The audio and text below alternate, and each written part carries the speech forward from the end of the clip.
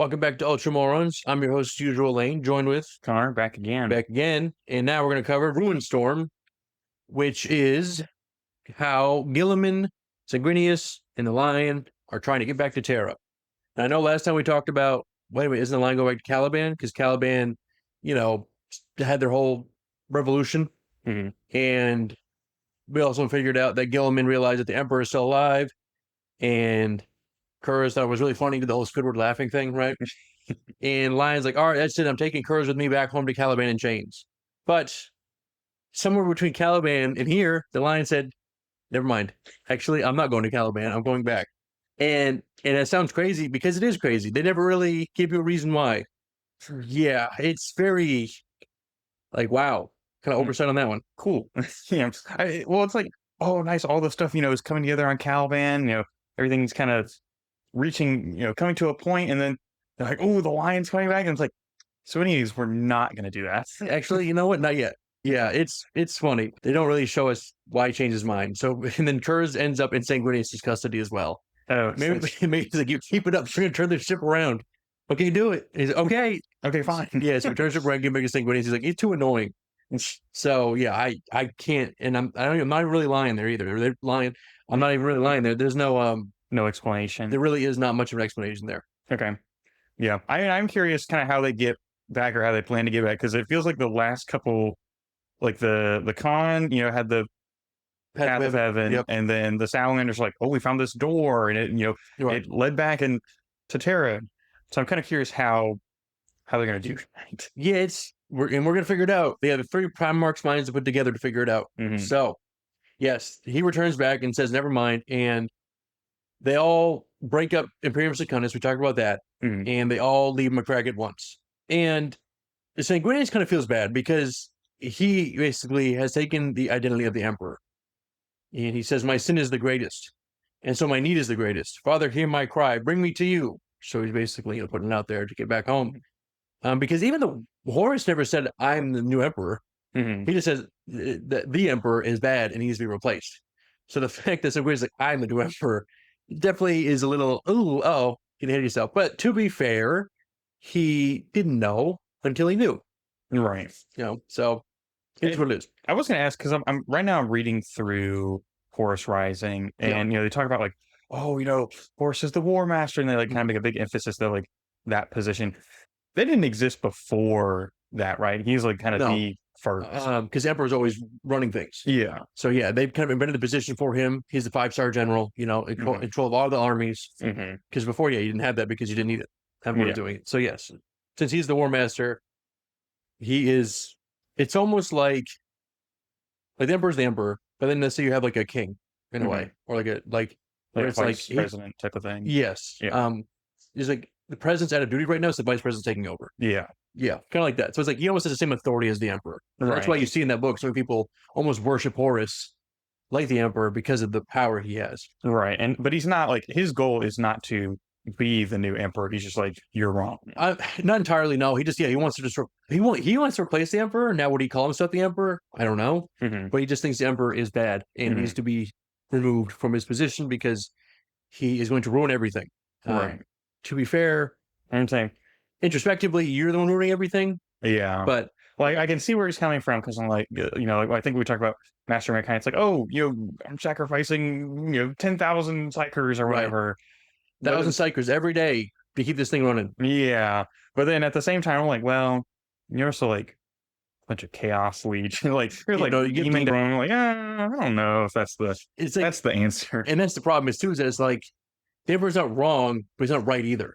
Yeah, it's like he has to be like that because chaos is so bad.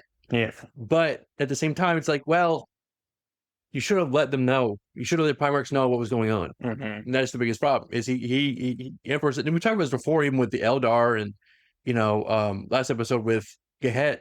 He's an old one, this ancient being, so millions of years old, but he's so full of himself. Yeah, that's why he gets him killed. Same thing with the Emperor. The Emperor is so full of himself in his plan that he's like, no, I know exactly what I'm doing, and I'm going to succeed. It's like, no, you're not. And even Malcador and the custodians tell him, I don't think you know what you're doing.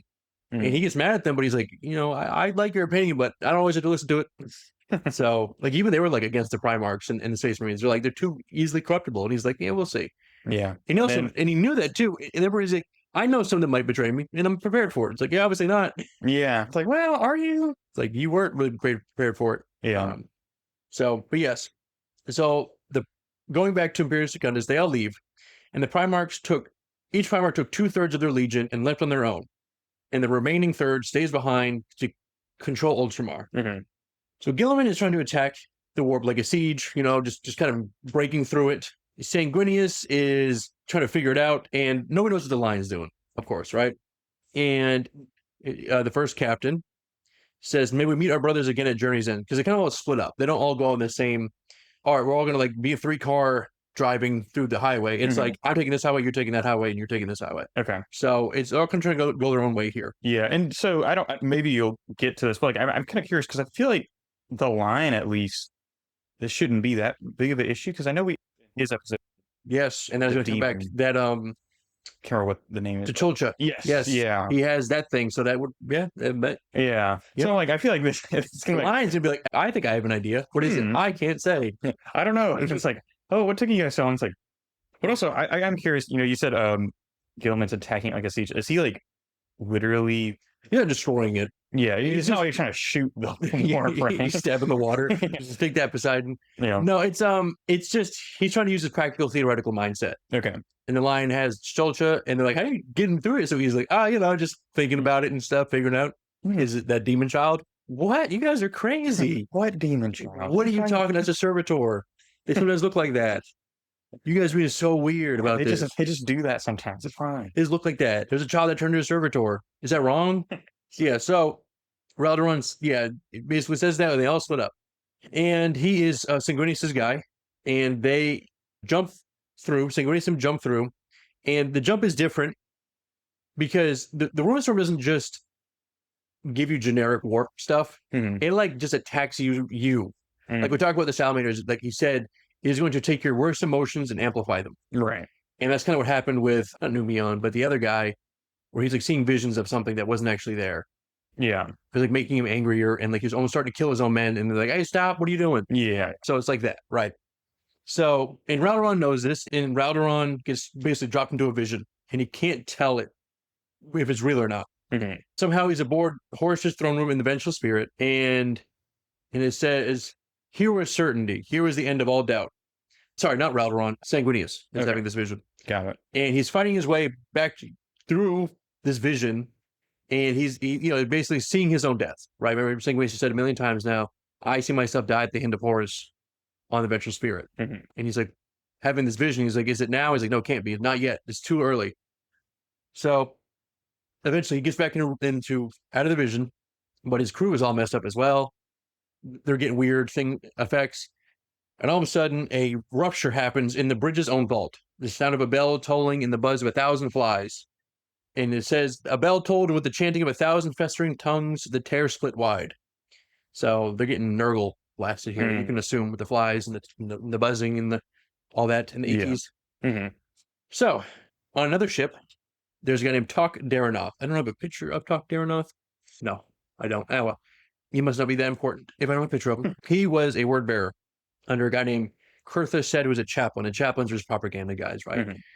And the chaplain's name was Kurtha Said, and Said is one of the unburdened, right? And those Gal Vorbak type of people, right? You see this picture of the minis of them. Mm-hmm. He had a similar thing going on. Okay. And Tok Daranoth is kind of taking a lesson from this that, like, submit first, ask nothing. Like, just take the powers as they're given, you know? So he is on this ship called the De Profundis, which is, he's locked in, right? He has psychic and physical cabling just into his body. And he's like a battery, basically. He's running this ship. And what is left of Tok Daranoth's mind is kind of keeping the ship running as like almost like a knight in a way. And elsewhere in that same ship, you have these word bearers, Quor, Vondor, and Fail Rabber, who see Guilliman's flagship, the Samothrace, and they're ready to go. They're like, oh, he's right there. Let's go get him.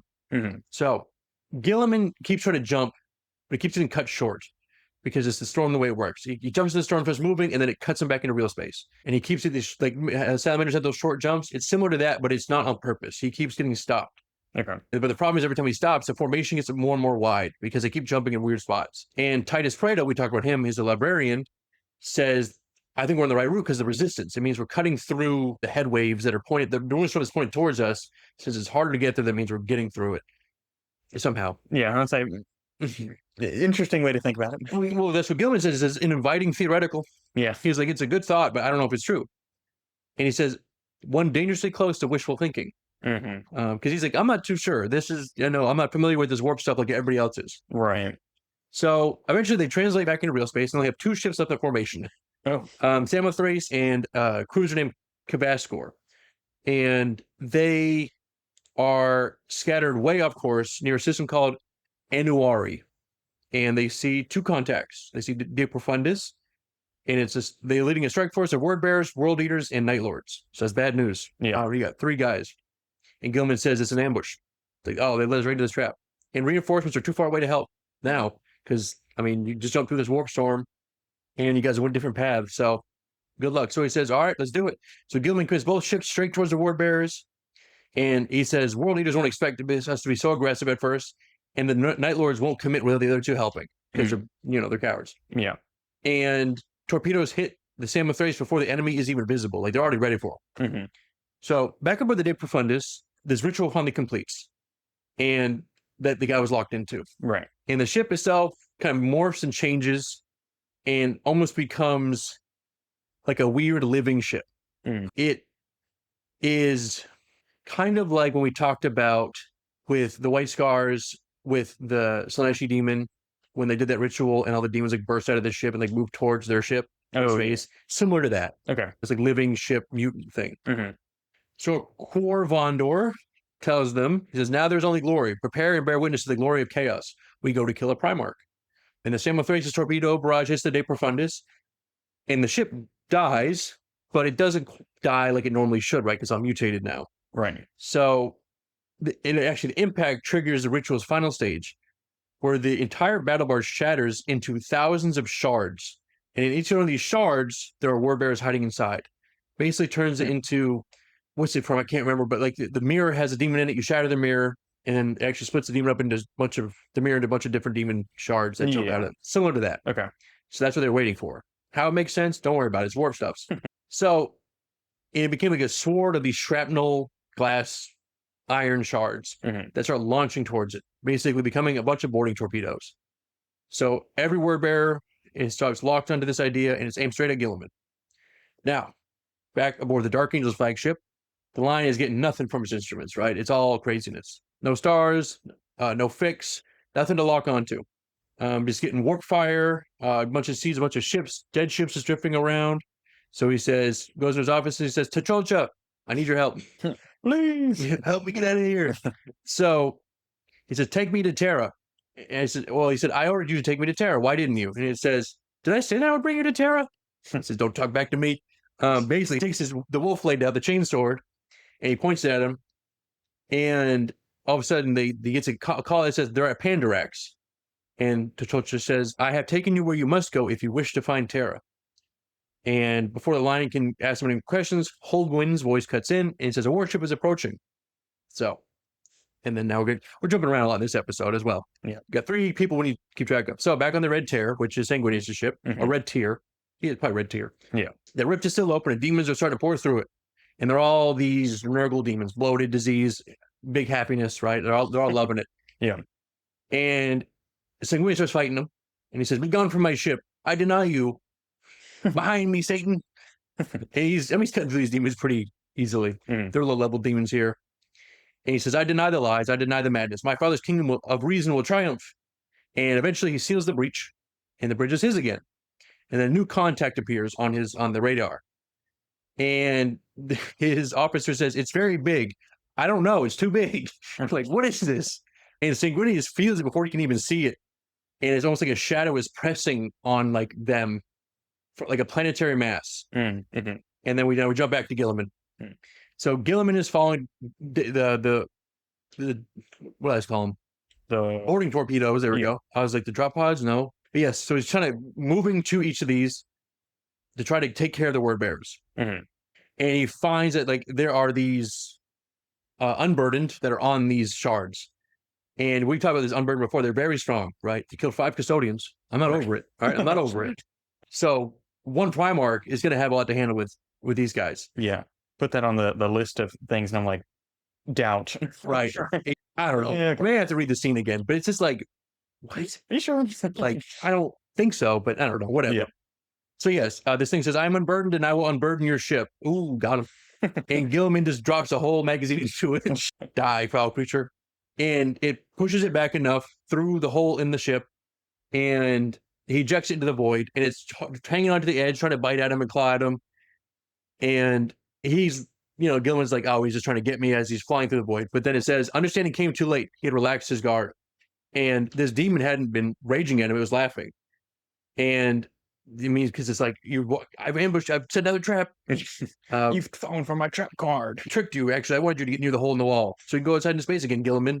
So jumping back to the lion, he is the one that's this warship that's hailing him is called this Secundus, which is an Iron Hands company ship from Isstvan 5. And his captain Calibus comes aboard with Raven Guard.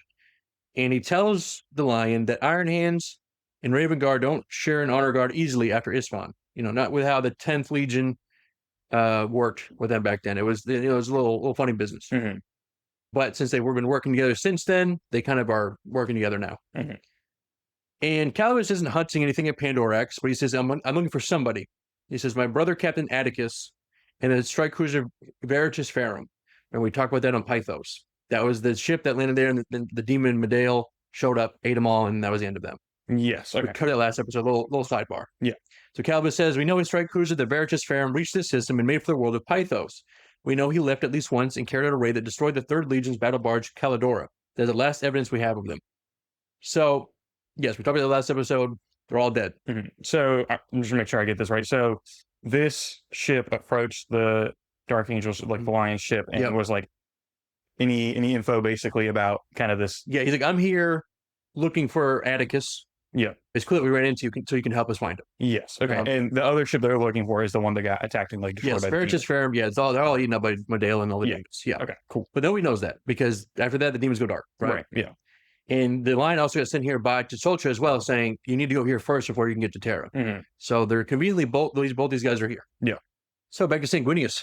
The demons that broke through his bridge weren't the only ones. More have opened in the library, and the problem is they're like destroying the books and also corrupting the books, the knowledge inside somehow. I don't know how, but I guess like a mimetic thing. Yeah. Where their presence will seep into the book. And then if you read the book, you'll get affected by it. It's like Necronomicon type stuff. You know what I mean? Like it's an evil book. I don't know. I'd like to think that it came in through like whatever warp tear, and then they're just like frantically writing down some stuff. Evil, die. Yeah. Quickly, they're coming. Just draws like a smiley face of Sanguinius in the back. Yeah. So the apothecary is asking him, he's like, can we even save part of this? Because this is like a lot of their history here, the Blood Angels. And they lost a lot of it as Cygnus Prime, so they're even losing more of it here. So the apothecary is like, but we need to save this. This is our Library of Alexandria. And Sanguinius says, we cannot know the full extent of the corruption. The changes we cannot see are the most dangerous. History altered is worse than history forgotten. The poison must be excised. Burn it all. So he says, all it needs to be gone. So that's their whole history getting lost right there. And while they're burning this, all of a sudden something knocks Sanguinius out. And he wakes up when he's not on the red tier anymore. And he's running down a corridor and seeing these tapestries. And they're replaced with runes and carvings that he doesn't recognize. And he realizes where he is. He said, and it says, he was aboard the vengeful spirit. He was about to enter Horus's throne room. He was going to fight his brother and die. And this time when he's on this ship, he can feel it. He's bleeding. He can feel it. So he's like, oh, this might be real. I might have got teleported somehow. Okay. He says, the future may have come for me early. And he can't feel so he's moving through it and he can't feel any difference. And all of a sudden, he gets launched back and he's back aboard the red tier in the burning library. And he is confused because what is going on here? All right. As far as warp steps, right? So the thing that knocked him out is gone as well. And all of a sudden he realizes, somebody says to him, the sable is gone. And the sable is a relic of the Blood Angels. A lot of his chapters have relics. Like Iron Hands would have Paris Mantis' hands would be like a relic. Right. Or like a weapon, like his hammer would be a relic, or black sword we talked about with Sigismund. That's I think an Imperial Fist relic. Yeah. So it's just an important item. Okay. I'm trying to think. Was the like talisman thing that? Talisman 7 Hammers. Yes, is that their kind of relic thing? It would be. I mean, it's gone now. You're right. Yeah. But yeah, something like that, or I think like they have certain like dragon capes that are relics. It's just like really what it is on the tabletop. You can give it that relic to one of your characters, one of your soldiers, or what would you call them? Minis, or one of your people. I don't know. And it would just give them enhanced stats. Okay. But in the book it translates that's like an ancient thing that's been passed down for centuries. So yeah. Okay. Yeah. So they stole the sable. So back to Guilliman. He has a destroyer company that's led by Captain Hirax, who has been cutting through these word bearers. And the word bearers are trying to funnel them into a certain point, right? They're trying to ambush them in their own ship, the word bearers' own ship, because they boarded their ship. And there's a pointed iron star, and Hirax reads the trap. He says, I'm not doing that. He says, I'll be the smart one here, and I'm not going to walk into that trap. So instead of walking right through this door, he basically bursts through the sidewall instead and gets a drop on him. But the problem is Hirax thinks he can take him, but he can't, right? These are unburdened. So claws start tearing through him, and he gets burned as well. And eventually he puts a melt-a-bomb, slaps a melt-a-bomb under the chest of one of these unburdened. And a melt-a-bomb is like a grenade, but even bigger. I don't know if you've gotten one in Space Marine 2 yet, but it's like C4 charges, but like not quite. They're not like void grenades. They don't open up rips or anything like that. They're not forbidden like a void grenade is, but they're more like, I don't know, it's like a big bomb, I guess is the best way I can say it. Okay. And they usually, you set them and then it's like C4, but sci-fi C4. Yeah. Okay. So he puts on one of them and blows some of them up, and he gets knocked down from it. And then Hirax calls in the Phosphex.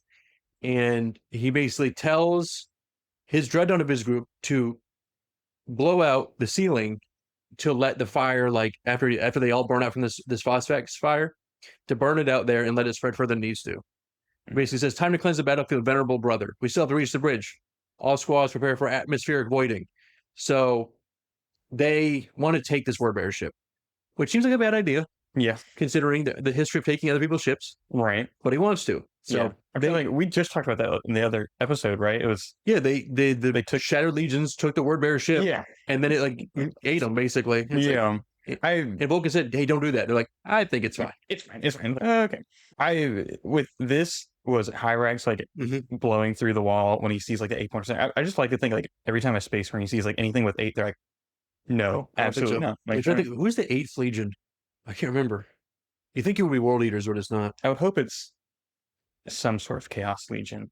It might be, but I can't remember. Let me look up real quick. I'm so bad with the numbers. You think I would know by now?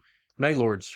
Well, I'm okay with that. Yeah, I mean, that's probably why I don't remember, because I feel like they're never referred to as the 8th. Like, Ultramarines are the 13th, you know? Yeah, and I know we've referenced the 10th a couple times. The Iron Hands, yeah. Yeah. First is Dark Angels, obviously, because of the first. Yeah. Third is Fulgrim. 5th is White Scars. But yeah, I don't remember. The 20th, obviously, is Alpha Legion. I think 16th is Word Bearers? Yeah, the 16th or 17th are Word Bearers. Okay. Anyways. Right. So yes, the shapes that are, some shapes are closing on Guilliman, and it's Cor Vondor and Fail Raybor, the same Word Bearers that did the whole suicide one with De Profundis. And they are carrying Athames, right? Those cursed daggers that almost killed Horus, but then got broken up into pieces, and then Erebus handed it back out again. Right.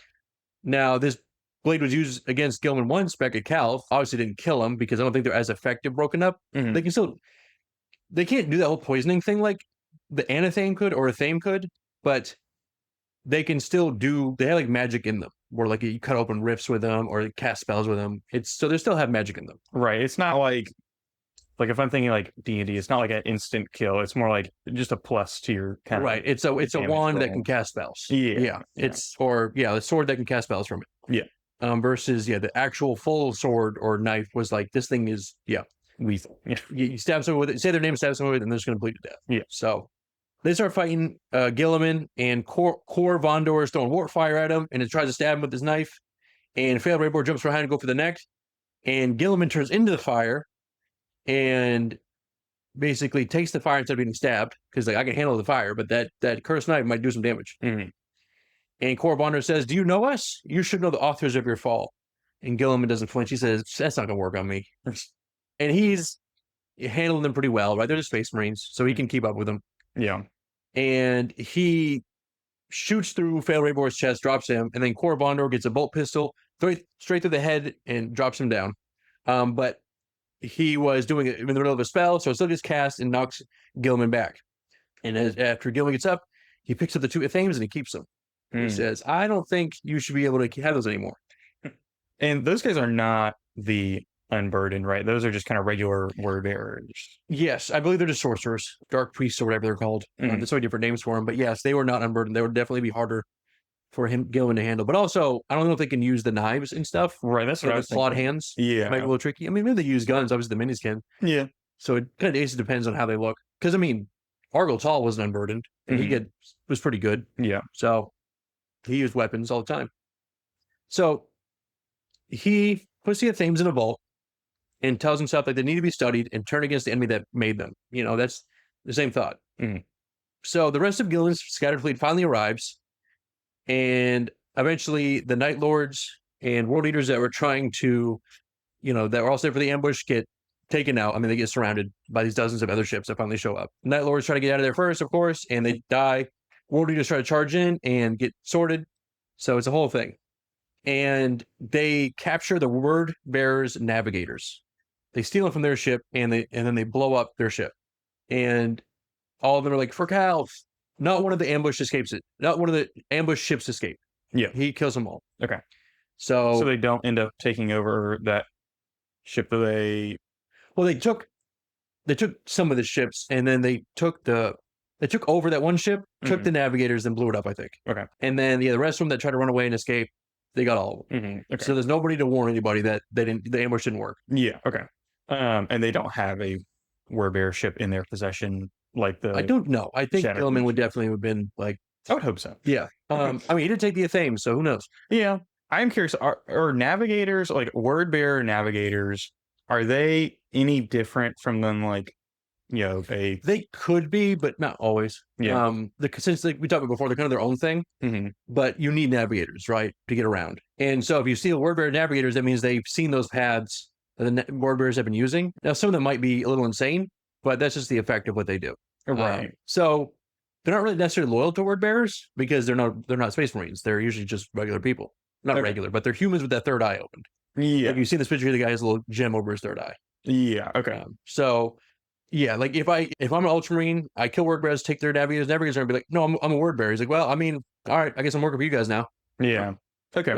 So they're not loyal to I think we've talked about this before. They're not loyal to a particular legion. No. But also the ones that are working with the traitor legions are not inherently like chaos. No, they really don't want to be because it takes over them pretty easily. Okay. So it's actually best if they don't get too involved. I mean, because they can just eat them up. And that's actually why a lot of chaos users don't really use Navigators, because there's the effect of all the chaos around ends up taking other Navigators. So they use like warp and spells and stuff like that to get around. Okay. So yes, Guilliman takes these Navigators and he says, maybe we can use them to get around now. So back to the Lion. He finds a large, in that orbit, he finds a large ship called the Corral. And what they find on the ship is a shrine. Every wall is carved or blood painted with the same 8-pointed star. Corpses that are everywhere that cut each other's throats and carve these runes in their foreheads.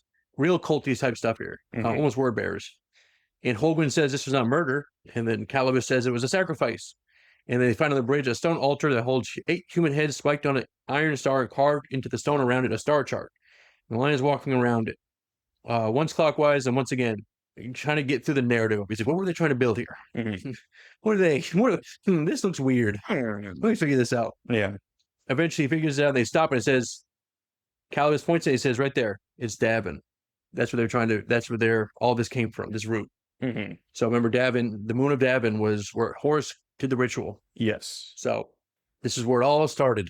Okay, so this is kind of like where the initial ritual like kind of kicked it. I want to say like kicked it off, but like I mean, in a way, yeah. Erebus got he set it all into motion there. Well, he set it all into motion like 40 years ago, but Horus getting stabbed by the knife on Davin and then doing the ritual on the moon and to trick him. Yes, it was on Davin. Because Horus was too, I don't know, full of himself. It's kind of weird how fast Horus turns, but I mean, that's just the consequence of 54 books later, you know? Yeah. So the lion talks to Chulcha, and he says, "Can you take us to Davin?" And he says, "No." And it's the first time it's actually ever said no to him. He's like, "Oh, what? Huh? What do you mean?" And it just basically says, I can't reach to it directly, but I can take you as far as I can." And the lion is like, "Why does Davin have to be the road to Terra at all?" And Chulcha says, "The current flows that way. So you're trying to sail this sea, you have to go with the current." Right. So the lion orders a message out. He says, "The way is found. Come to this Thranos."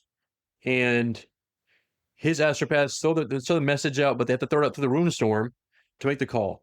And his head of the choir says, "We call them through the bonds of loyalty. We call them through the bonds to the Emperor." And the message is sent out, and the storm takes it, and it shoots it back as a psychic link, and it almost kills his entire choir. Now, they don't die, but it almost kills them, and it finally breaks out of the storm and gets out, escapes. And so this message gets sent out, and we have to, hopes it gets to the other guys. So back to Guilliman. He is interrogating these two navigators, and personally, he's there in the room with them, and is Athenius and Necros, and they're not hiding anything. They're just telling him exactly. They say, "Well, hey, whatever you say, boss, we'll do what you want." Mm-hmm. And he's kind of gives him a little hesitation because usually people are afraid of Primarchs. I mean, you have this 9 foot tall beast of a man yelling at you. You might get a little afraid. All right. But they're like, "Hey, man, whatever you say, you got it, boss." It's like, "Oh, okay." Like, almost like a little too happy to serve him. Yeah. Like, I know, like, with the stuff I'm reading from, like, Horus Rising, they're like, Remembrancers trying to talk to Space Marines. They're like, "I have a question. Do you think you could try to get me a conversation with this one?" They're like, "Maybe. I don't know. I haven't talked to him yet." Okay. Whatever Horus is in the room, it was like, I had to just look away to try to start bursting into tears. It's just like, all right, relax. All right, buddy. So, but the navigators say, "Well, what choice do any of us have? You're going to kill us if we don't." So it says, we all walk the assigned path. And Guilliman recognizes something there. It's the same type of voice that Cor Vondor used as like the psychic attack. And it's still working on him. And he says, so you can feel that corruption. Mm-hmm. But he says, "Too bad, we're going to use them anyways, because we have no other choice." Mm-hmm. And so it's kind of, you're trying to see this weird thing with Guilliman here. So he's using corrupted navigators, and also he hid the Athames away. So he's obviously more willing to use scrupulous means to get ahead, which the Emperor probably wouldn't agree with. But at the same time, okay, so they're going to die, or, you know what I mean? Right. Like, well, I mean, to be fair, like the daggers and what is it? Not the Anathames, but the Athames, the right? themes, the little versions. I feel like if they already exist, right? Like, hey, he's not putting any more bad out there. It's an equal amount of bad. Yeah. I'm taking the guns out of the criminals' hands, So if anything, I'm doing a good thing. Cop Guilliman. I'll take the drugs out of the drug dealers, and I'll just use them myself. So back aboard the Red Tier, that shadow is still out there, and Sanguinius says, "Well, we got to chase it down." It took the Sable, and the whole fleet is chasing it. And I almost feel like the warp itself is trying to hurry them along. It's like kind of the waves are working with them, the tide and the wind. Mm-hmm. And while he's following, Sanguinius can feel this vision getting closer and closer. And it almost starts to feel like a memory instead of a vision. And it says, "Fate would not be changed. Destiny was unalterable." And then he gets one thought, unless, "Oh no, you don't want to hang out with me? That's fine. Unless." So, but he doesn't know what that means. He's like, "Unless what? Can I change my fate?" I mean, because you have to, right? Because Kur's whole thing is you can't change your destiny. You can't. You've been just like me. Unless. Huh. So, wait a minute. Yeah. Unless you kill me right now. Unless I kill myself, then what? And he's still on. No, he's on Sanguinius' ship, right? Kur's. Supposedly, yes. Okay. Which is interesting because there's all demon incursion, and make sure Kur's is still locked up though. Don't break him out. Yeah. So yes. Back to Guilliman. He's using these navigators. He says, "For a single warp leap straight to Thranos." It's too much on the navigators, and it kills them. Just outright. It is. But that's how, like we said, that's how it goes, right? Mm-hmm. Like, you can push them as hard as you can, but same thing with the salamanders. When his navigator died, because it's like every jump just kept killing her a little bit more. So it's like that, right? It's just too much on the mind. Yeah, and that includes the corrupted ones. Oh yeah, both of them. Both the ones he picked up are dead now. Okay. They finished their vow. They said, "We vow our life to you for the next 20 minutes," basically. So they arrive into space, and then the Blood Angels also appear here too.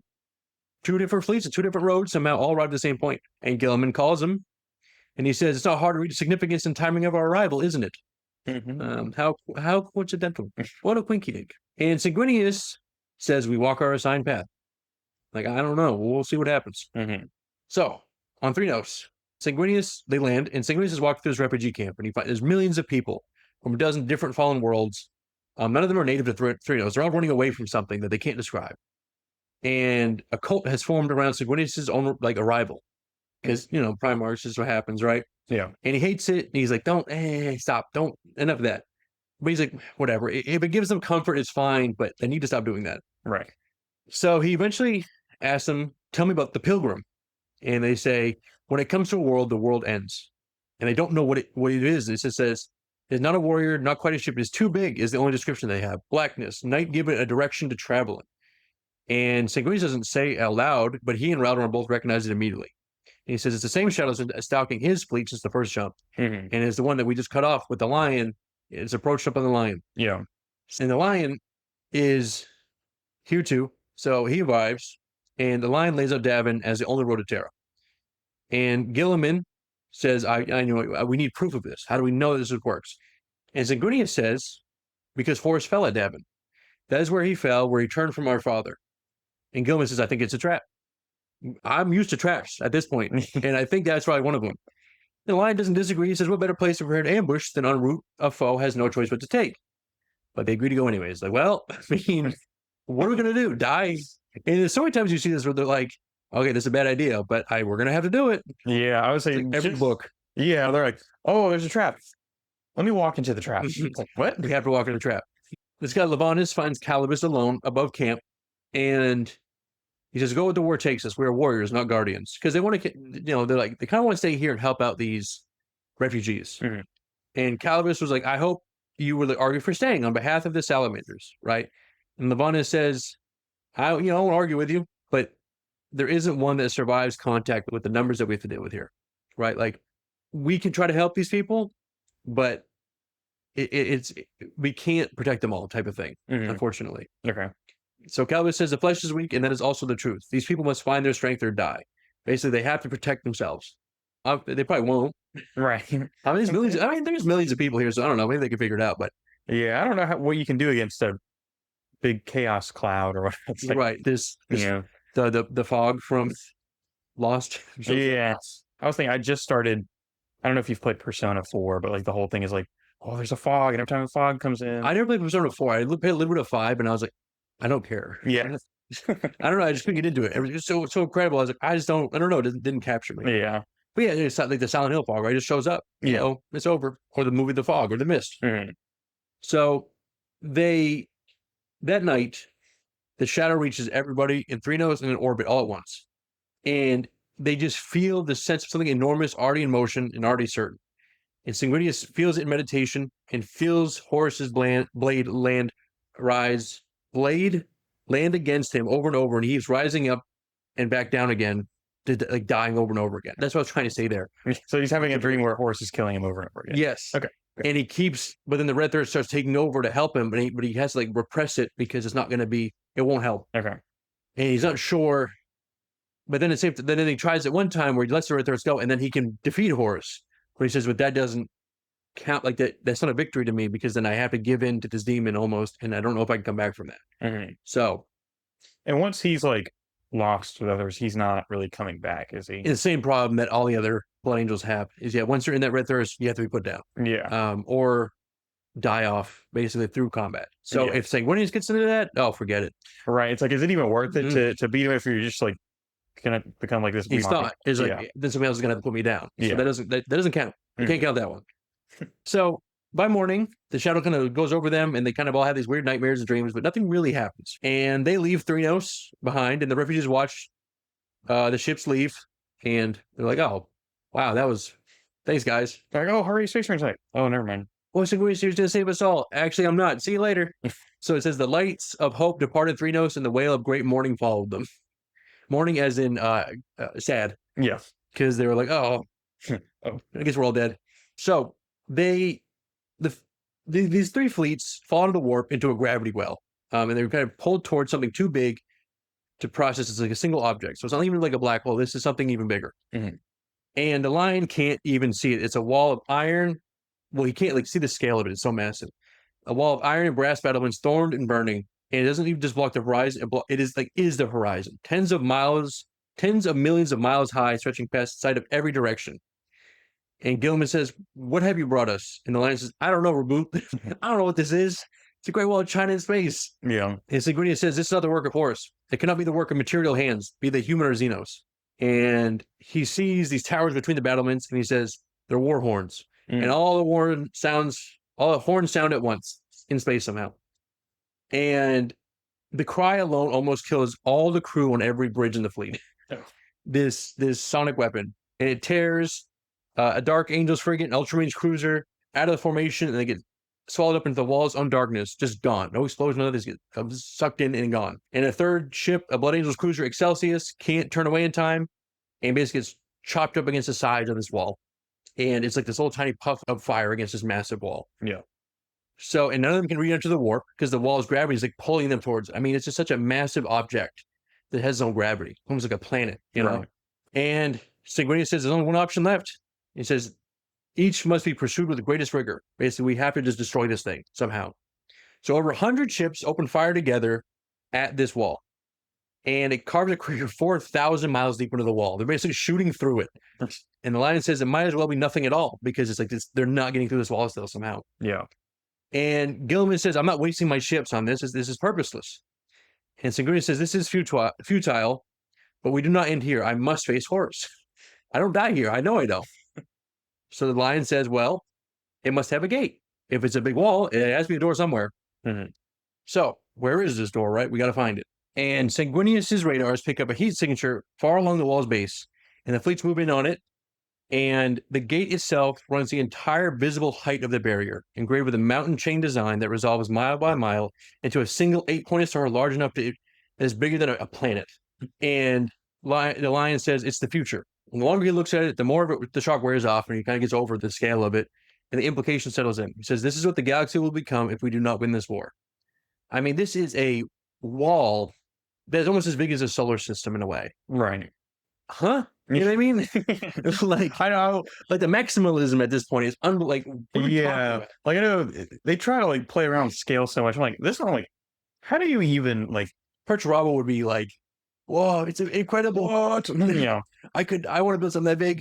Yeah, it is kind of insane. So, but yes, there's this massive gate, and the Lions, sees, you know, they're all there with other ships, and they're so small in comparison. Yeah. And he says, "So pitiful a foundation for so immense a construct." And the Guilliman says, "We have nothing to boast of. I've declared the Imperium Secundus with even less of a foundation." So he's like, it doesn't matter the size of it, all right? It matters what you do with it. know? Yes. So we got to get in there. And they're like, "What do you mean by that, Guilliman?" Because it's funny because we talked about this before, like Space Marines just don't even think like that anymore. Yeah. We're just like, what does that mean? I don't know. I heard it somewhere. Some humans said it once. I don't know what it meant. It is always interesting when, like, I think we talked about one of them where, like, this, like, oh yeah, Luther, when he talks about his wife and child, you're like, wait, how does he? It's like, oh yeah, because he's not a Space Marine. Like, he Yeah. was old enough to have children and be married before they made him like a fake Space Marine. Yeah. So it's always kind of weird, like, oh yeah, like they really just don't do that. They're too Yeah. young to even they get them when they're 10 years old. Like, yep, you're not doing any of that. Yeah. So Are they like castrated? Like, is that how this? yeah, kind of. They're chemically castrated. Like they don't really get into it because obviously it's a weird thing to get into. But Yeah. like I don't think they physically can have children. Mhm. I don't even know if they even have the parts, right, to do Yeah. it. If they do, because you gotta think it's such a process to make a Space Marine. They might just remove it, you know? They're like, Mhm. yeah, that's taking up space we don't need. You know, let's put something else there, right? So, you know, it's probably not. They probably don't even think. Like, they don't even think about it. Yeah. Like Emperor's Children maybe dabble in it in a weird way, just because that's kind of what they do. Let's say Slaanesh. Slaneshi stuff. type stuff, yeah. Yeah. But even still, the closest you get, I think, is called the Demon Kulaba. And it's this old writing that it's borderline like, all right, relax. It's basically this process to give birth to Chaos Space Marines without doing any of the. It's this whole Iron Warriors thing. It's in 40K, so it's way past this. It's just nasty. It's very body horror, just brutal, nasty, almost. I'm trying to think of the guy that does movies that are like that. I can't think of his name, but it's like that disturbing. Just like, did you ever play Dragon Age? Yeah. Do you know that what was this thing that gives birth to the brood mothers that give birth like the goblins or whatever, the gray things? Yeah. And she's like, what is that? It's actually that type of thing going on. Basically, this thing gives birth to these chaos space. It's crazy. Yeah, and I mean, even then, like, I guess it kind of makes sense that like wouldn't be able to do anything like that just because like they added so many organs and things. Right. There's no way. It's like it doesn't even work. Like it cannot. There's no ligers, Yeah. Like it doesn't. Yeah, especially the story. They also like brainwashed as well. Yeah. So it's like that. Even that part of the brain probably isn't even removed. Yeah. Could just kill. Yeah. So it's like they don't even think about it. But yes, so they are like, let's attack it. But once they start to do it, the fortress guns open fire on them. Yep. Because of course it has guns on it. Why wouldn't it? So they're trying to push through this fire, and it's not going well. And one of them, the guy Captain Athame, says, "Our pyre will be your shield," and crash into the gate itself. And its death blast clears enough of the turret fire away to save the other ships behind it. Creates like a little distraction. Yeah, they love crashing their ships in it. Oh man, you gotta do it. You just gotta. I mean, I'm sure if you're like a ship guy, you're like, I just want to crash my boat into something. So, yeah, because you got to drive a car, sometimes you want to hit something with your car. Yeah, you're like, yeah, what that look like? Yeah, but like, but then I have to like pay insurance, and so I don't. You don't do it, but it's kind of funny. It's like hit that wall with my car, just see what happens. Will this kill me? Yeah. So it's similar thing, right? Even going back to like all Space Marines, because you got to think they're taking as like little children, like 10-year-olds, to turn into Space Marines. So technically, they all have mentalities of children, right? Like, I mean, some of them have been alive long enough. Like we talk about, like Archimus, who's like 140 years old. Somebody like that, who's just like he's kind of matured. But these younger Space Marines are just still like you read in Horus Rising. Like they just like do like guy stuff, like they're slapping the top of the door. They're just like talking about like, oh, and I killed this alien that was so big, Right. Well, I know like the whole opening to Horus Rising is literally just like Loken like talking about, oh, listen to the time I saw Horus kill the Emperor and like that whole thing. We're so awesome. You should have been there. Yeah, it's just like this guy's being dudes. You know.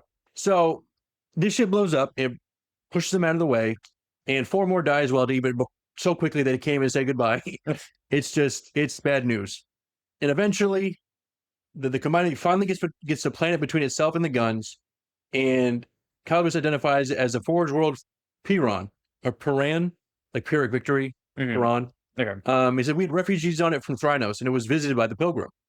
And there's a spiral pillar 500 miles wide that connects the planet's largest manufactorum directly to the base of the gate. It's glowing with molten matter that really shouldn't exist in this quantity. And Sanguinius basically says the matter is being created at this juncture. We can observe it happening. The pillar grows from Manufactorum, and the gate is being forged here. And Guilliman says the fortress needs to anchor itself in the Imperium. So this world somehow is getting unlimited iron to keep building this gate. Right. And their thought is if we break this planet and this pillar, then the gate can't keep fixing itself and growing. So that's what they say. Say full planetary drop, destroy that forge. So Calvus sees what has been done to Piran up close, and for an Iron Hand, right, it's almost like blasphemy, right? It's corruption of the machine itself. And he said, in this Iron Father says, it is insult to the purity of the machine. And Calvus says, this obscenity will not stand. What have they done to this machine? Like, what have they done to my boy? Yeah. I do wonder, like, I know last time we talked about Iron Hands, they're kind of getting in a weird way. And so I wonder if some of them are like, nice. I mean, Dark Mechanicum especially, and Evil Iron Hands, like, looks good to me. Yeah. I mean, and Iron Warriors would love this too. Oh, yeah. So Calvus says, on this day it falls. And he says, look, just because we destroy this, the Pilgrim itself is still out there. This thing is not the Pilgrim. Whatever the Pilgrim is beyond this. And Calvus says, before Terra or after, we will hunt it and we will destroy it. So don't worry about that right now. We got to blow up this planet. So hundreds of drop pods drop into the Piran's dead surface. And Hyrex's destroyers lead it. And the Legionary asks if there's anyone down there to save, and Hyrex says they would know they had not been forgotten, if there is. So, be aware, possibly. Ultramarines, Dark Angels, armor, roll out. I mean, it is a full assault on this thing. Right. It'd be a fun little mission to play in a game. Yeah. And the fortress itself is like so big it eats the horizon. It basically goes into the sky as they approach it. And Hyrex has to look away from the scale of it because it's almost like the Infinity Gate, where it's just like it's so massive, it almost takes over your mind. And as they keep moving forward, all of a sudden a demon horde arrives. It's like, great. And the tanks are fighting these demons as well. So it's this huge battle. So, real quick, the Pilgrim that they keep referencing, is that the cloud that they're... It's this, it leaves like a shadow over you, but it's not, they don't know what it is. But it's almost like a cloud like a presence that you feel, but nobody can say what it is. It's just something that is so massive that if it visits you, it's over. But even just being around it, like they were when they were on Thranos, was enough to give everybody this weird effect. Right. Almost as like it has like an emanation aura coming from it. Okay, so it's not. Like, is it a demon? Is it a ship? But I don't think it's this. It's not this thing. Yeah, no, but it's not like the cloud that went to like Sanguinius' ship and that ship. That's just kind of the like trail it leaves on. Yes, kind of, because it kind of passes by them or follows them a little bit, and they kind of go somewhere else. Okay, whatever it is. Got it. Okay. So the armor is taking care of the demons, and Sanguinius takes his blood angels straight from the air, and they're attacking the Manufactorum. And he says, "My sons, today we purge the memory of Cygnus Prime. Hold fast to your anger, but preserve its righteousness. Hone it, be its master. Through it, let us thirst only for victory." He says, "We will be tempted, we will not fall." So he's like, "I'm not going to get me again, demons." So they are fighting, and it turns personal, right? That's how demons get you. They start preying on your insecurities. And a horned demon is riding another demon, chanting words, and they say, "I know you, and you're the one who is impaled." And Sanguinius has a thought that says, "If my fate is decreed, then I do not die here." Yeah, keep talking, because it's not true. Yeah, very cursive. Right.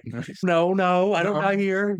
So he kills this mount with his spear, and he has two signature weapons, Sanguinius. He has his spear, Telesto, and the blade in Carmine. And I do have a picture of it. This is the blade. I don't have the spear, but that's the blade that you usually see him with a lot. Okay. Oh, no, that's not him. That's a Skeleton. Never mind. I just don't have a picture of him. Weird. Anyways, but yes, you usually see him with either a spear or a sword. And Sanguinius asks Amit, who we talked about Amit before. Here's a picture of Amit. I definitely have a picture of him. He's looking nuts. This one he's a flesh terror, so it's not really right now. But okay, he's a blood angel. Yes. Yeah. And him and his guys have been killing these demons. Remember, Amit is a killer. I mean, and Sanguinius asks him, "Are you the master of your anger?" And Amit says, "I am, Lord." And he says, "We all are." Because Amit is a flesh terror. Not yet, obviously, that's way later. But he is like the first flesh terror because he can dip into the red thirst and not let it take him over. He's like one of the only people that can do that. So that's why he's like so special and looks so crazy in these pictures, because he loves killing and he's good at it. Yeah. And so is that the flesh terrors thing, is that they can kind of go in? Yes. A big thing of the flesh terrors, and when we get to episodes kind of about different chapters, they are almost always at red thirst level, but it doesn't take them over. Yeah. And that's like their whole thing. Okay. So yes, he is kind of the proto, kind of like how Sigismund is the first Black Templar, but he's not really a Black Templar yet. He's an Imperial Fist. But as we get later on, right. There's certain things like Sigismund's whole thing is like faithfulness to like the Emperor, and almost that's why they become Black Templars, is that they're so righteous that becomes like a thing. Yeah. Okay. So the Blood Angels punch through the closing gate because there's massive gates trying to close behind them, and it smashes shut so loudly and so powerfully that it like shakes the ground. And he splits his legion up and he says, "All right, we're going to go to the tunnels and find whatever we're looking for, because I don't know what it is." Yeah. And he says, "But we'll know when we find it." And he tells Guilliman and the Lion, he says, "We are inside, just heads up." And the Lion says, "We will scrape the land clear of abominations for your extraction." And then the box cuts out because, this massive structure just blocks radio. So Blood Angels are alone inside this forge. And Sanguinius is leading towards the sound of chanting. And they're like, "It's got to be wherever that chanting's coming from." And it says, "It was a touch of malevolent sentience. It felt like a welcome." So the Manufactorum is almost like alive. It's a living thing in a way. When it gets like hit by things, like blood comes out. It like has like a voice through the conduits. It was this weird amalgamation of warp effect, kind of like we talked about before with ships turning into demons and like all fleshy and stuff. So Blooders are pushing through it, and Raldorn hears something. He says, "Something is speaking here." And Sanguinius responds with, and it wants us to listen. To shut your ears to it, there will only be poison in the words. And he finds a knot of conduits. He says a nerve cluster, which means that this thing is built to mimic life. So he says this monstrousness mimics life, and so it makes itself vulnerable. Teach it pain. So they throw 20 melted bombs on it. So you're going to feel pain, all right. Well, keep throwing grenades. It's like Call of Duty World at War veteran. Just keep throwing grenades. They're in. So they blow it apart, and the Manufactorum almost screams, right? It's this weird metal scream. And Sanguinius tells his company to hunt down, destroy every other one of these nodes you can find. And they start doing it. Would a virus bomb affect that? because it's like not really living, but it's like Probably not because it's like kinda. metal. Yeah, I mean, maybe it could eat through the metal, but at the same time, it's like you're dealing with demons. yeah, So it's like, sure, we'd eat through them, but they just respawn, you know? yeah, yes. So This that's always is the issue. this is a demon thing, not like a dark mechanicum type of. No, this is, yeah, demon empowered building. Okay. It's almost, I mean, kind of a way ahead thing. It's almost like a Vastor thing. We haven't talked about him at all because he doesn't show up yet, but Vastor is like the demon prince of machines. This is definitely something he would build. Okay. But it doesn't exist yet, but it's very similar. Yeah. So yeah, it's Dark Mechanic did not build this, but they would love it if they did. Okay. Same thing with, Iron Warriors too. So Kano, who we haven't talked about in a while, here's this song of his name, and he finds a single demon waiting at the Nexus and is holding a book open toward him like an invitation, right? Just hold his book open and says, Garrus, take a read. And Askellion says, so this is our ambush, a single foe. And Sanguinius calls for a librarian to confirm it. And Kano says, I sent something to one we see. And Sanguinius says, I'm not playing whatever game you're doing here, demon. I'm not reading that book. I'm not doing nothing. So he orders his company to fire straight past it into the Nexus and ignore it. And a bunch of light comes out of the book, strikes the conduits, and the resulting light opens up a doorway. And Sanguinius ends up falling into this doorway. He says, too bad you're falling for my trick either way. So all of a sudden he's on the bridge of the Vengeful Spirit again. He's like, oh my, stop. And Horus is there, and he kills him, and it happens again. And it keeps going through this cycle. Every vision is identical, right? And it says the pain, the grief, the futility. It was all there again, and then again, and again, and again. He's hitting with that cursed Vulcan, Mm-hmm. So he's dying faster than he can process them, almost like thousands at once. It's just like he's put on 5 speed of these deaths. So skip ahead, skip a cutscene. And all of a sudden, something else rises alongside him in the paint. It is a blackness that claims him as his own, but it's not related to the Red Thirst. And he's fighting this thing.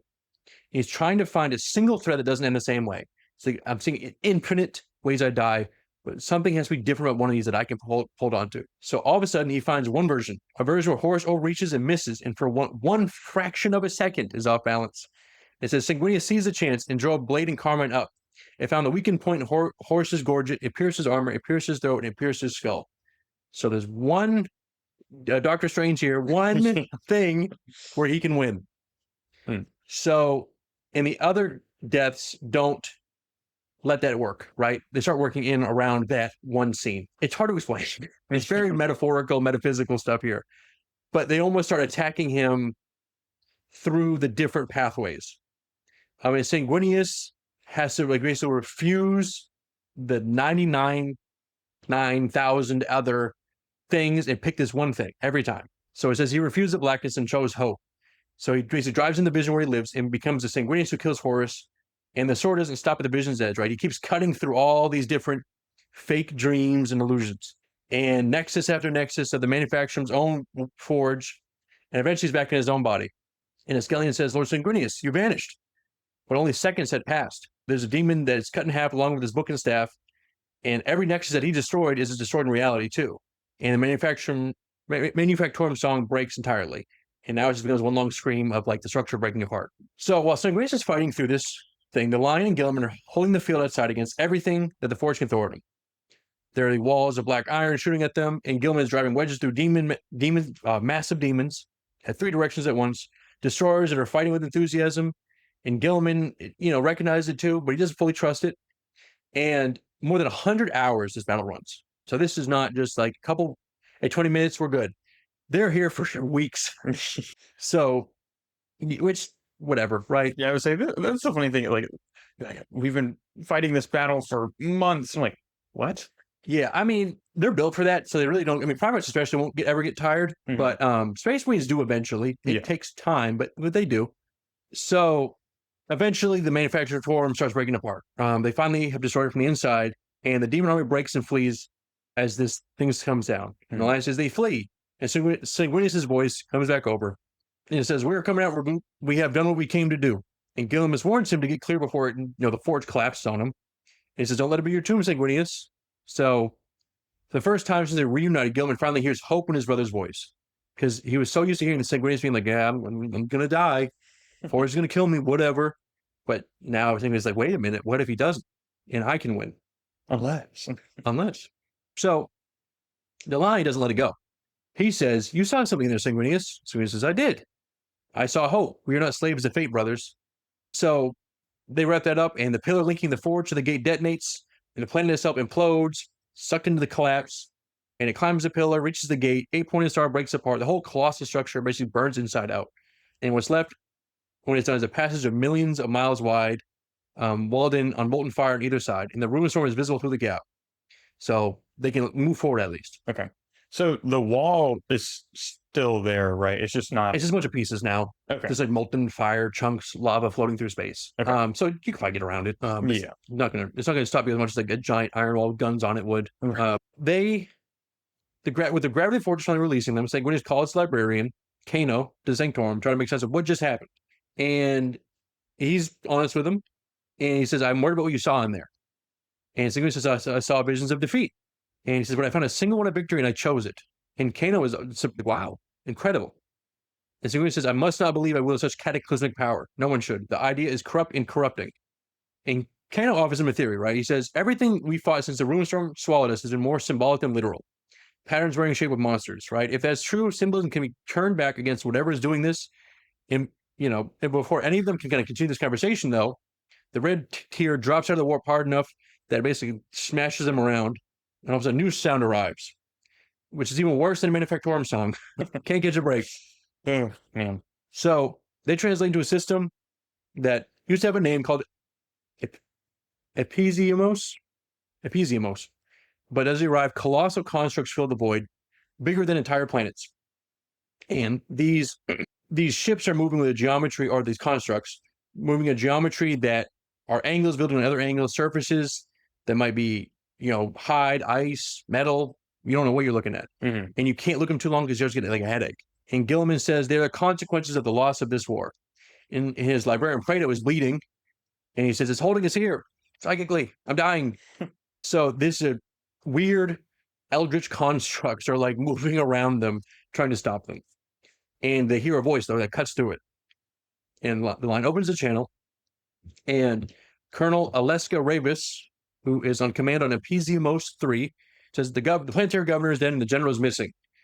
And she says, our resistance is confined to isolated pockets. And the line kind of pushes back, saying, are you giving up?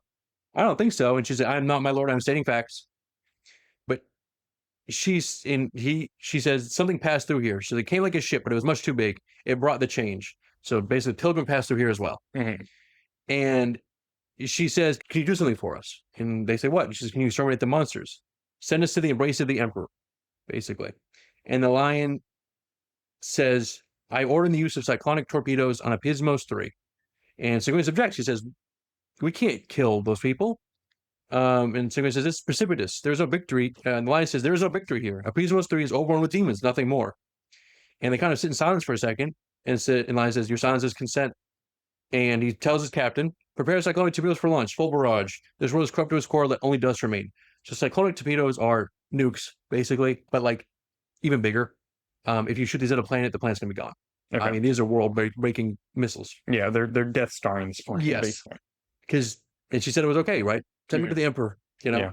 So the line tries to reach out to Ravis one more time, and she doesn't answer. All he hears is static, distant screaming of demons and humans folding into this weird sound, and he closes the link. He says, well, all right, never mind. Really send the torpedoes now. So they send it to the planet, and the planet just comes apart, continents shearing off, magma arcing thousands of miles up, and it looks like a dying star before it finally crushes into dust. Mm-hmm. And all of a sudden, this resonance stops, the total silence. And for so quiet, for a moment, the lion thinks he's gone deaf because it's like that, Yeah. And Thranos theory was right that the geometry held them, and by breaking one piece of it, it broke the whole web. Basically, whatever they're doing on that planet was causing these weird shapes. Yeah. So, yes. So the line goes to Cholcha, and Cholcha's not looking good, actually. The servitor body it's in is kind of starting to fall apart. And it says, you did what was necessary. And Lion says, Davin. And Cholcha says, as you will, it shall be done. Whatever you say, boss. So, Cholcha does what he says, and walking back to the bridge, he's still thinking about Epimos in his head. And he's thinking, break the worlds and break the foe. But that's a bad way to think, because that's how Horus thinks. Yeah. So the problem is, once you start blowing up planets just to kill some demons, it's like, are you going to keep doing it? And what would that cost? Right. Well, I imagine like how many planets like have demons on it, right? Like there's so many that has like some sort of weird entity and like It's probably getting worse the longer the Ruinstorm and Lorgar gets to do his stuff goes on. yeah.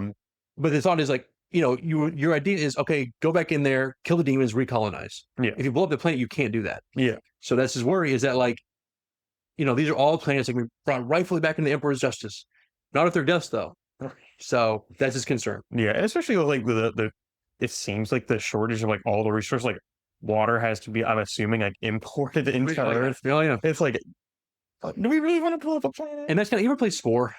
Yeah. So the space age when you get like the planet buster and everybody hates you for using it. It's like that. It's like, hey, well, you could have just taken over the planet. Why'd you blow it up? It's like, I don't know, it was in my way. Except for the what are the rocks? They're like, nice. Yeah. Keep doing that. So he ends up calling his brothers. He tells them, he says, our path forward is clear, let us take it. So he gets ready for that. But the shadow that's been stalking the fleet during the first jump finally stops circling him. And it resolves directly in front of the red tier. And it fires once. It's just a black beam that nobody could detect. And the Geller field fails for less than a microsecond, but that is enough for the beam to punch straight through the shielding and hit Sanguinius right in the chest. It's a little tiny little beam that got you. And on the same ship, Conrad Kurz feels it differently because he's still there, remember? He's still locked up. He's kind of waiting in the corner like, when am I going to get time? I'm here too. Gives him a thumbs up. Nice job going to the planet. And all of a sudden, all the future goes completely dark for Kurz. He has no vision, no certainty, nothing. But he says nothing changes. He keeps telling himself over and over, nothing changes. It doesn't change anything. Nothing changes, but he has like no voice in his, no visions. He's like cured for a moment. So whatever the beam did to Sanguinius is very close to Red Thirst. And he comes up off his deck in a fury and he grabs Kano by the throat and he draws the blade in front of him. And Skelly's trying to pull him off and he gets thrown away and nobody else moves fast enough to keep up with his Primarch. And what stops him is Kano himself, basically motionless, wearing an expression that Sanguinius can see like reflected back to him. And all of a sudden, this blackness drains out of his eyes, and he lowers his sword, and his grief hits him. He says, by injuring one, I've done you all an injury. And he says, I'm not invulnerable. None of us are. We have faced this truth, and with the knowledge, we are more determined and stronger. Despair and hubris are paths to defeat, and we will not be defeated. So, and then he kind of leaves because he's like, obviously, I can't be trusted around you guys. I got to go sit down. So Kano watches him leave, and he's not sure what it is. Like, maybe he's getting better, or maybe he's becoming more dangerous. And because since Piran, something in Sanguinius has changed, but he doesn't know what it is, but he's worried. So, hours later, the fleet translates into real space, and Davin is right there. And what surrounds the system now is a gray, porous, and still. Nothing like the fortress, but it's kind of this weird malaise over the system. Yeah. And Holdwind says, why do I feel like I'm looking at a grave? And the lion says, not a grave, an ossuary. This thing is made of bones. So it's basically hundreds of skeletons just out in this space. Very invincible, right? Yeah. The ring of skeletons. So it is human, Eldar, Orc, Xenos races that nobody can edit. So it's like bones of everybody are here. Yeah. So real quick, do orcs have skeletons? Yeah, kind of. Yeah. Yeah. I know, like they have teeth. So yeah, I know. I just we previously talked about it. It sounded like they're kind of like a fungus almost. they are, but they have bones in a way. I don't know the biology of an orc really. Yeah. I think they have bones because they have teeth, and I'm trying to think of, like, they have skulls, so they must have some type of bones. Mhm. I mean, yeah, I don't know. They grow out of like pods, and then they form. I don't know. Maybe the skeleton grows as orc biology, it's whatever they want. Yeah. Anyway. No, orcs definitely I know they definitely have skulls because there's pictures of like orc skulls and stuff. So I don't know if I've ever seen like skeleton hands of an orc. Yeah. But they have to shoot through these skeletons to get through a path. And the lion says, at this moment, it signifies only his weakness. Death falls before us, and we will not be stopped. So as they're moving through the sphere, it starts to look less like a graveyard and more like a graveyard for everything. So you have ships here, cities, worlds. Everything is hollowed out and just floating like a giant graveyard. This guy Goron says, are those statues? And Guilliman says, they're still bones. There is something that has died. So Guilliman is here too as well, with the line. And Prado is working through this pain. Just being close around it is so much on him. And he's saying these are hopes, dreams, and philosophies. All come here to die. And Guilliman's wondering, it's like, do we have our own skeleton here? Right, from Imperium Secundus. And he gets a voice in his head. It says, this is the death of all dreams. He goes, Who's that? Who's there? And it's the same voice that spoke to him when he fought the Word Bearers back at Anari. Still from Cor Bondor's psychic lash. Basically, that little lash that he did left a little imprint. And Whisper says, past and present and to come, all hopes are here. Their murder has happened. Their promises are over. This is their silence, the end of words. And something is shadowing the fleet, even inside this like necrosphere orbit. And they can't keep track of it. It's moving too quickly. It's too far away. And Praeto says, if that is a single ship, it travels with suspicious ease. The Blood Angels have been countering it since they left McCrag. And Guilliman says, it travels. A pilgrim. It's the traveler from Destiny. So they don't know how to fight this thing, right? Because it doesn't move the way they move. And if it's warp stuff, then you can't just shoot it. Mm. So they have to wait and see what it does. So as they keep moving through this boneyard. So eventually, they get through this boneyard. It's only a few million miles thick, right? Nothing they can't handle. So they break into open space for the first time. The Ruinstorm caught them. The storm is nowhere to be seen. They basically, this bone wall is so thick that you can't even see past it. So you can't see the Ruinstorm. And Guilliman says, we're in the eye of the storm. And a head centered in every Oculus in the fleet, a single word catches what little light is out here. He says, the shrine of its reflected light was told of the most profound death, Davin. And that is where we're going to wrap this one up. Yeah, a cliffhanger. Because if we kept going, it'd be a very long episode. So, any questions? So I'm hearing it ends like they found kind of Davin or whatever's left of it. Yes, Davin is here, and where Horus died. Not died, but basically. Well, kind of spiritually died. Yeah. I guess I'm curious, do we know who sent out the weird black laser pointer to Sanguinius? It could have been the Pilgrim, but it doesn't really say. It just says a thing shows up and it goes and then runs away. Yeah, I just think it's funny, some guy off on another planet with a laser horn, and it's like, oh, his signal is just right to make him go crazy. Sure. And then Kurz is like, no, I cannot be crazy. Yeah.